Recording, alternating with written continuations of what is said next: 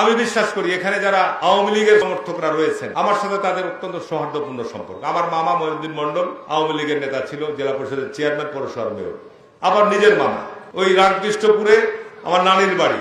আমি যখন ভোট করি তখন ওই এলাকার আত্মীয় টানে যারা নৌকাকে ভোট দেয়, আত্মীয় টানে আমাকে সব ধানের শীষে ভোট দেয়। আবার মহিউদ্দিন মন্ডল যখন ভোট করে মেয়রে, আমার সাথে কখনো তার সংঘাত হয়নি। মহিউদ্দিন মন্ডল যখন ভোট করে তখন মহিউদ্দিন মন্ডলকে নৌকায় ভোট দেয়, অসুবিধা নেই, ঠিক আছে না? আবার বাচ্চু ডাক্তার বলেন বা অন্যান্য আওয়ামী লীগ নেতার সাথে বলেন চাঁপাইনবাবগঞ্জে, তাদের সাথে আমার একটা রাজনৈতিক সৌহার্দ্যপূর্ণ সম্পর্ক। এমনকি আমি এমপি থাকা অবস্থায়, অনেক মিটিং হয়েছে, সামাজিক মিটিং, ওখানে বাচ্চু ডাক্তার উপস্থিত ছিল। আমার চেয়ারটা ছেড়ে দিয়েছে, মামা বসেন আপনি, আমার চেয়ে বয়সে বড়, তাতে কি আমার সম্মান চলে গেল? আমি যখন 111 সময় জেলখানায়, 111 সময় জেলখানায় আমাকে থানায় নিয়ে এসছে, রিমান্ডে, নবাবগঞ্জ থানায় মেঝেতে শুয়ে আছি।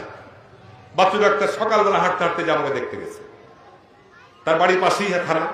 এইটা হলো আপনার একটা সম্পর্কের ব্যাপার।